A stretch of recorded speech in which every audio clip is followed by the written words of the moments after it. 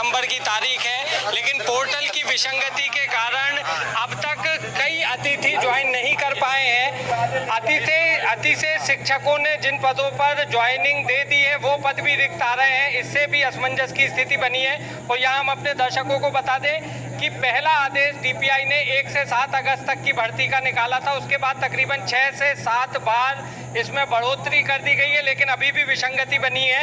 हमारे साथ यहाँ पर कुछ अतिथि शिक्षक हैं, हम इनसे समझते हैं समस्या को, क्या दिक्कत क्या रही है। सर, हमें ब्लैक लिस्ट कर दी गया है कंडिका 3.1.2 के तहत। हम आपके चैनल के न्यूज़ के माध्यम से डीपीआई को बताना चाहते हैं कि जो 15 साल से अतिथि शिक्षक कार्यरत थे उनको ब्लैक लिस्ट क्यों कर दिया, उनको कंडिका 3.1.2 के अंतर्गत क्यों हटाया गया।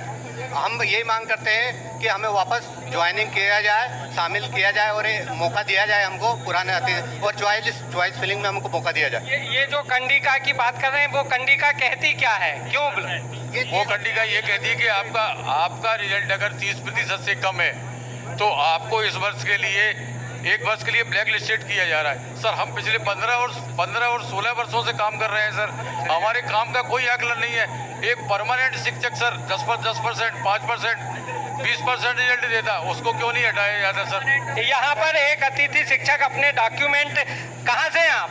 सर, मैं जोरा मुरैना से रहने वाला हूँ। ये डॉक्यूमेंट कैसे पढ़े हैं? सर, डॉक्यूमेंट ये पढ़े हैं कि मैं तो आवेदन दे देते ये मेरे झेला भर गया। देखो सर, सब पे पावती है सर, सब पे पावती, देखो पावती है, लेकिन कोई कार्रवाई नहीं कर रहे। ज्वाइनिंग 1 साल में 1 महीने को कर देते हैं, कभी 2 साल तक करते ही नहीं है। मतलब ऐसे मेरा 6.5 वर्ष का भुगतान रुका हुआ है।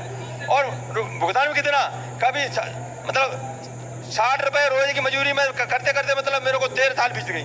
13 साल में से मेरे 6.5 वर्ष का भुगतान नहीं हुआ है। नाम नेट पर नहीं है। ये 1 साल में भगवान मेरा नाम चढ़ा SS3 के रूप में 4 साल चलाओ, 4 साल के बाद अब नाम हटा दिया, भाई से मेरा नाम हटा दिया है। अब नाम तो इन्हें को तुम दुनिया घूमे आओ, लेकिन आपका नाम तो चढ़ नहीं सकता है। अधिकारी तो ये कहते हैं कि आपके में आवेदन दे जाओ और ना तो ज्वाइनिंग कर रहे और ना भुगतान कर रहे। कि जो 30% के लिए इन्होंने कंडिका बनाई है वो कंडिका टोटली मतलब निराधार है। कोई जो मतलब अतिथि शिक्षक के लिए जो ये बोल रहे हैं कि 30% से रिजल्ट ऊपर होना चाहिए, जबकि उसके रीजन कई हो सकते हैं। पालक का भी रीजन है, बच्चा नहीं आ रहा है, गांव दराज में है, पानी गिर रहा है तो बच्चे की उपस्थिति कमजोर है। इसके बाद में जो 1 to 8 में 8 ही नियम जो लागू है कि बच्चे को फेल नहीं किया जाएगा, तो 1 to 8 तक बच्चे को टीचर ने भी सोच लिया कि भाई फेल होना नहीं है, तो मुझे तो 100% तनख्वाह मिल रही है 80 हज़ार रुपए, तो मुझे क्या लेना देना पड़ा कि वो आराम से मजे में आराम से बैठा है 80 हज़ार रुपए में, हम 8 हज़ार रुपए में पढ़ा रहे हैं। इसके बाद में जब बच्चा वहाँ से बिना बिल्कुल ना हिंदी आ रही है उसको, ना इंग्लिश आ रही है, ना उसको 1 to 12 टेबल आ रही है, उसको कुछ नहीं आ रहा है। सीधा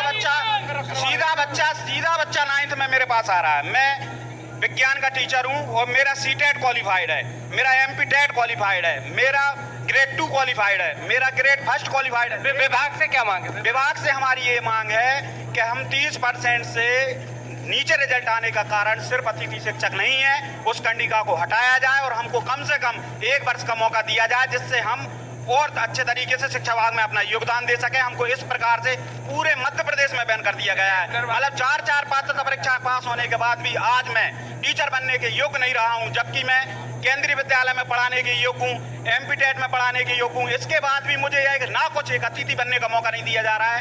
आज मैं 500 रुपये 200 रुपये की नौकरी करने के योग्य नहीं समझ रहे हैं, जबकि 4 पात्रता परीक्षा पास हूँ। मैं 4 बार आवेदन दे चुका DPI को। मेरी सिर्फ स्कूल में चेंजिंग है, तो इसमें से सर इसकी वजह से मेरी ज्वाइनिंग नहीं हो पा रही है सर।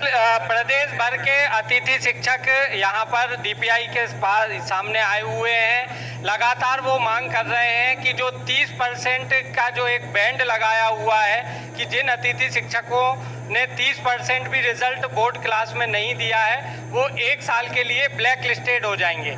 अतिथियों का साफ कहना है कि रिजल्ट खराब के लिए सिर्फ अतिथि जिम्मेदार नहीं है, बल्कि उन रेगुलर टीचर की भी जिम्मेदारी थी जो वो वहाँ पर पढ़ा रहे थे।